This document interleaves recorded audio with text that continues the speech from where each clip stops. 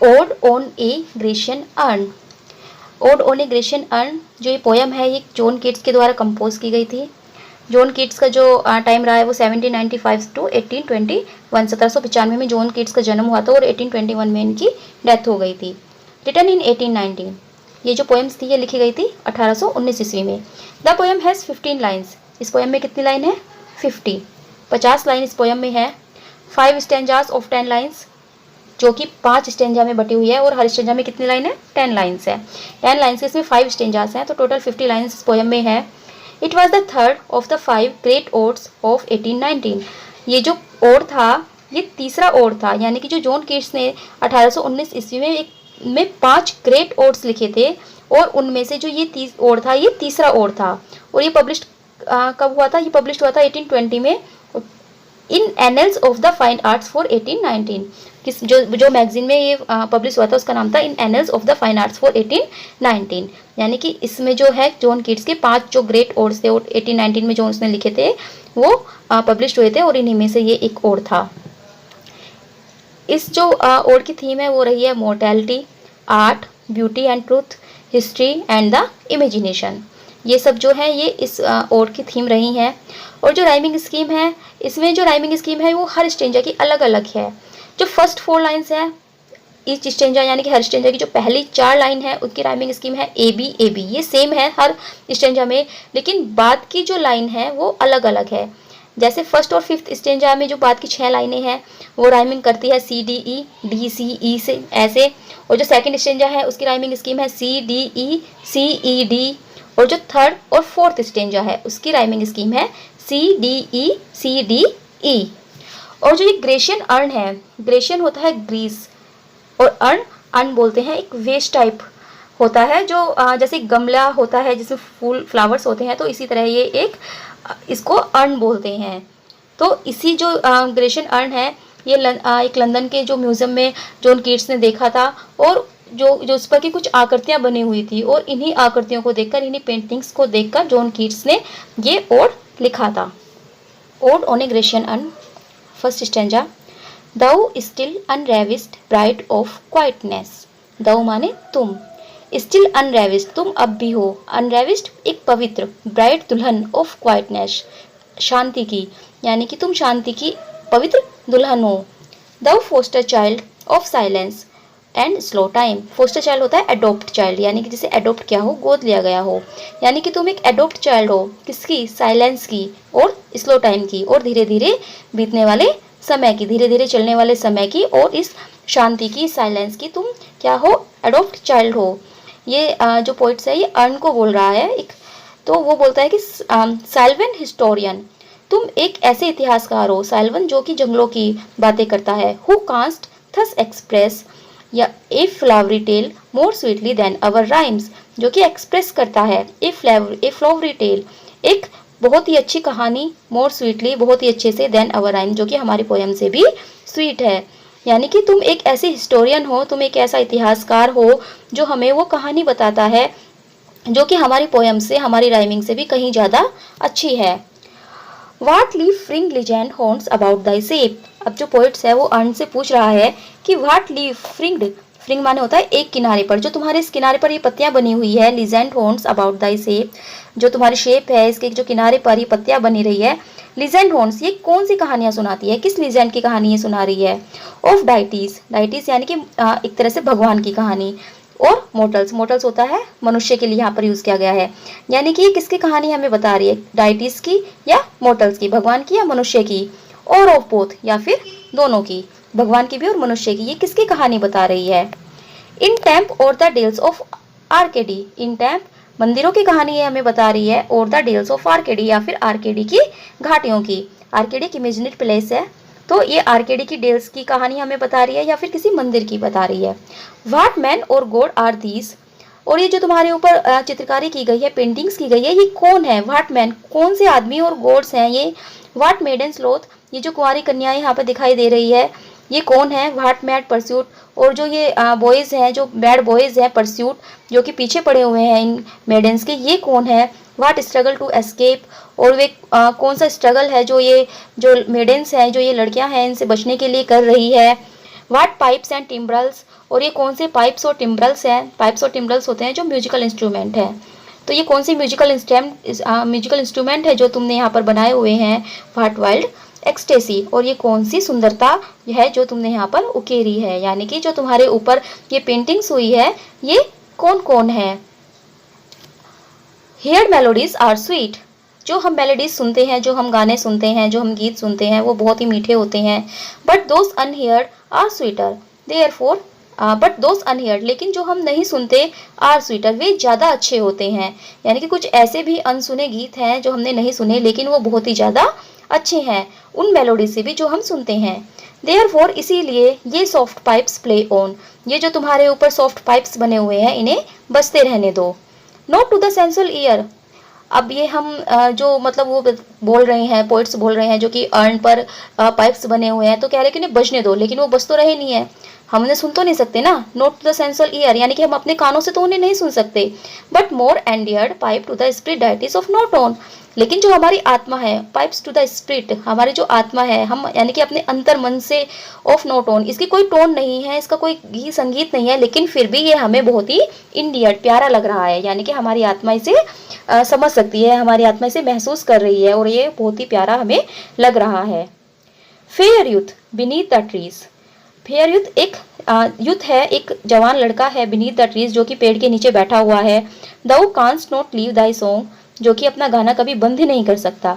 यानी कि जो पेंटिंग बनी हुई है उसमें क्या दिखाया गया है? उसमें दिखाया गया है एक पेड़ जिसके नीचे की एक लड़का बैठा हुआ है और वो गाना गा रहा है, यानी कि वो अपना म्यूजिकल इंस्ट्रूमेंट बजा रहा है।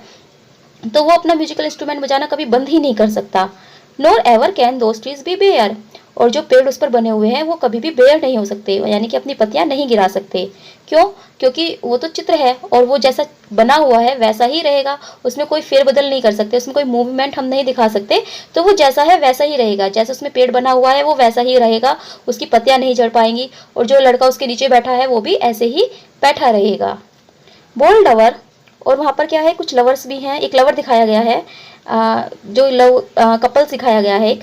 नेवर नेवर कास्ट दाउ किस, यानी कि वे एक दूसरे को किस नहीं कर सकते, कभी भी नहीं कर सकते। Though winning near the goal yet, हालांकि वे अपने गोल के बहुत ही नज़दीक हैं, यानी कि वे जो पेंटिंग्स बनाई गई है वो ऐसी बनाई गई है कि एक जो कपल्स है वो एक दूसरे के बिल्कुल पास बैठा हुआ है। येट डो नॉट ग्रीव, लेकिन फिर भी उन्हें दुखी नहीं होना चाहिए, यानी कि वे एक दूसरे के पास बैठे हैं लेकिन वे किस नहीं कर सकते। क्यों? क्योंकि इसमें कोई मूवमेंट हो ही नहीं सकती, वो तो पेंटिंग है, लेकिन फिर भी उन्हें दुखी नहीं होना चाहिए। क्यों नहीं होना चाहिए? सी कैन नॉट फेड, क्योंकि वह कभी भी मुरझा नहीं सकती, या वह कभी भी एक तरह से ओल्ड नहीं हो सकती। दो हैज नोर दाई ब्लिस, हालांकि तुम्हें ये वरदान नहीं मिलेगा, यानी कि तुम उसे किस नहीं कर पाओगे, लेकिन फिर भी तुम्हें दुखी नहीं होना चाहिए क्योंकि वो कभी भी नहीं मुझ जाएगी, कभी भी तुम्हारे पास से नहीं जाएगी। For ever will thou love and she be fair, और तुम्हारा जो प्यार है ये हमेशा रहेगा, ये नहीं मिट सकता। एंड शी बी फेयर, और वह हमेशा ही इतनी सुंदर रहेगी। Happy happy boughs that can not shed your leaves, अरे कितनी अच्छी अच्छी जो बोस हैं, शाखाएं हैं, पेड़ की यहाँ पर बात कर रहा है poets. That can not shed your leaves, जो कि अपनी पत्तियां कभी भी नहीं छोड़ सकती, यानी कि अब वो ट्रीज से बातें कर रहा है, ट्रीज को बोल रहा है कि तुम अपनी पत्ती कभी भी नहीं छोड़ सकती, तुम जो हो ऐसे, जैसे तुम खुश हो ऐसे ही हमेशा रहोगी। Nor ever bid the spring adieu, और तुम कभी भी स्प्रिंग को एड्यू नहीं कर सकती, गुड बाय नहीं कह सकती, अलविदा नहीं कह सकती, क्योंकि जो उसमें मौसम दिखाया गया है वो स्प्रिंग का है, पत्तियां हैं, फूल खिले हुए हैं, तो कभी भी जो है ये स्प्रिंग का जो मौसम है जो यहाँ से नहीं जाएगा। And happy melodist unwearied for ever piping songs for ever new, और जो लड़का उस पेड़ के नीचे बैठा हुआ गाना गा रहा है वो बिना थके, हैप्पी खुशी से, for ever piping songs for ever new, हमेशा गाता रहेगा और वो सबको हमेशा ही नया लगेगा। फॉर एवर न्यू यानी कि वो सबको हमेशा ही नया लगेगा। More happy love, more happy happy love, बहुत ही प्यारा प्यार, यानी कि बहुत ही खुशनुमा प्यार और बहुत ही खुशनुमा प्यार, यानी कि यहाँ पर क्या है, सिर्फ यहाँ पर खुशी है, हैप्पीनेस है और लव है। For ever warm and still to be enjoyed, for ever warm, ये हमेशा वार्म रहेगा और इसे हमेशा एंजॉय किया जा सकता है। For ever painting and for ever young, यह हमेशा रहेगी यहाँ पर, एंड फॉर एवर, और ये हमेशा यंग ही रहेगा, यानी कि ये कभी भी नहीं मुरझाएगा। ये जो प्यार और ये जो चीज़ें दिखाई गई हैं ये इसमें हमेशा रहेगा, इनका प्यार कभी भी पेंट नहीं हो सकता, कभी भी ये नहीं जाएगा। कैसे? अब मतलब किसकी बात कर रहा है? ऑल ब्रीथिंग ह्यूमन पैसन फार अबव, ये जो प्यार है ये फार अबव बहुत ही अलग है किससे, ऑल ब्रीथिंग जो सांस लेते हैं, ह्यूमन यानी कि मनुष्य, मनुष्य का जो पैशन होता है, मनुष्य की जो इच्छाएं होती हैं, उन सबसे बहुत ज़्यादा ऊपर है ये प्यार। क्यों? क्योंकि जो मनुष्य का प्यार होता है, यानी कि जो जिंदा लोग हैं, जो हम हैं, ह्यूमंस है, जो प्यार करते हैं, तो वो क्या छोड़ जाते हैं, डेट लीव्स यानी कि जो छोड़ जाते हैं, ए हर्ट एक दुख, एक दिल, हाई सोरोफुल जो कि दुख से भरा हुआ होता है, and colloid a burning forehead, एक हम जला हुआ माथा, यानी कि एक तरह से बीमार माथा जो कि हम बीमार हो जाते हैं, एंड ए पर्जिंग टंग, और एक कुछ मतलब ऐसी बातें, कुछ बातें, यानी कि जब हम प्यार करते हैं तो हमारे पास हम क्या छोड़कर जाते हैं, हम छोड़कर जाते हैं एक दुख भरा दिल, एक माथा जो कि बीमार सा पड़ा हुआ है, यानी कि हम बीमारी, दुख और कुछ बातें ही हमारे रह जाती है, हमारा जो प्यार है वो खत्म हो जाता है। लेकिन जो इनका प्यार है वो कभी भी खत्म नहीं होगा, वो हमेशा ही यंग रहेगा। नाउ अब जो पोइट्स जो है वो दूसरी पेंटिंग देख रहा है, ये जो दूसरा चित्र उधर बना हुआ है जहाँ पर कि एक सेक्रीफाइस का सीन दिखाई दे रहा है, यानी कि एक बलिदान का सीन है, एक एल्टर बनी हुई है, वेदी बनी हुई है, कुछ मिस्टीरियस प्राइस्ट है, कोई एक अलग सा प्राइस्ट है जो कि एक हेफर होती है, जो गाय का बछड़ा होता है, उसको लेकर जा रहा है। तो अब पोइट्स क्या पूछता है, who are this coming to the sacrifice, ये लोग कौन है जो कि सेक्रीफाइस के लिए आ रहे हैं, जो कि बलिदानी के लिए आ रहे हैं, बलि के लिए आ रहे हैं, जो कि बलि देंगे, टू व्हाट ग्रीन एल्टर, और ये क्या है जो ये हरी सी वेदी बनी हुई है, और मिस्टीरियस प्राइस्ट, और ये जो अलग सा एक रहस्यमय प्राइस्ट है, एक पुजारी है, लीडेस्ट जो लेकर जा रहा है, दऊ डेट हैफर यानी कि गाय के बछड़े को, लोविंग एट द स्काई, और वो बछड़ा क्या कर रहा है, वो आकाश की ओर देखकर लोइंग कर रहा है, आकाश की ओर देखकर बोल रहा है, यानी कि अपनी आवाज़ निकाल रहा है। तो ये कौन है, ये प्राइस्ट कौन है जो कि इस बछड़े को लेकर उस एल्टर हरी वेदी की तरफ जा रहा है, and all her silken flanks, और जो ये गाय का बछड़ा है इसमें क्या है, उसकी जितनी भी फरे हैं, यानी कि जितना उसका सिल्क की जो उसके फरे हैं, बाल है, विद गार्लैंड ड्रेस्ड, उसमें क्या है, उसमें फूलों की माला डाली हुई है।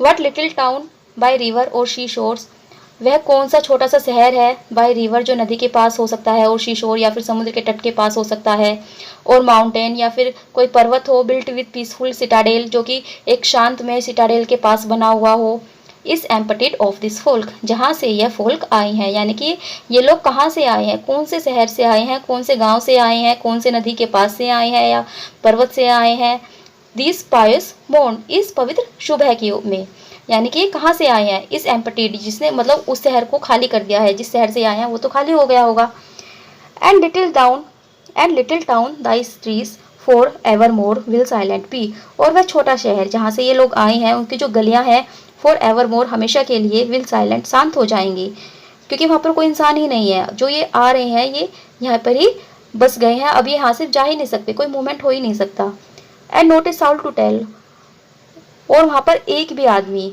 साउल मतलब आत्मा या फिर कोई भी मनुष्य नहीं जाएगा, वाई दऊ आर्ट डिसोलेट, ये बताने के लिए, टू टेल यानी कि ये बताने के लिए कि तुम डिसोलेट क्यों हो, तुम शांत क्यों हो, तुम अकेले क्यों हो, या तुम खाली क्यों हो, कैन एवर रिटर्न, यानी कि कोई भी व्यक्ति वापस वहाँ नहीं लौट सकता, ये बताने के लिए उन स्ट्रीट्स को, उस लिटिल टाउन को, कि वह अकेला क्यों है, डिसोलेट वो क्यों है, वहाँ पर कोई क्यों नहीं है। ओ एटिक शेप, अब जो है पोइट्स जो है वो अर्न को बोल रहे हैं, उसकी शेप्स के बारे में बता रहे हैं। ओ एटिक शेप, अरे बहुत ही प्यारी जो तुम्हारी शेप है, फेयर एटीट्यूड, तुम्हारा एटीट्यूड बहुत ही अच्छा है, विद ब्रीड ऑफ मार्बल, तुम मार्बल से बने हो, मैन एंड मैडन ओवर रोड, और तुम्हारे ऊपर क्या है, मैन बने हुए हैं, मेडन्स बनी हुई है, कुंवारी लड़कियां बनी हुई है, मैंस बने हुए हैं, विथ फॉरेस्ट ब्रांचेस, और जंगल की कुछ शाखाएं बने हुई हैं, यानी कि पेड़ बने हुए हैं, एंड द टोडन वीड, और कुछ घास बनी हुई है, दो साइलेंट फॉर्म, तुम शांत हो, हालांकि तुम शांत हो, dost tease us out of thought, लेकिन फिर भी तुम हमें परेशान कर रहे हो, आउट ऑफ थॉट यानी कि हमें सोचने पर मजबूर कर रहे हो, as doth eternity cold pastoral, यानी कि तुम एक एटर्निटी की तरह हो, तुम एक महान हो, कोल्ड पेस्ट्रोल एक ठंडे पेस्ट्रोल की तरह हो, when old age shall this generation waste, अब पोइट्स क्या कह रहे हैं कि जब ओल्ड एज आएगी, यानी कि जब जैसे जैसे समय बीतता जाएगा, दिस जनरेशन वेस्ट, तो ये जो हमारी जनरेशन है ये खत्म हो जाएगी, यानी कि हम लोग मर जाएंगे,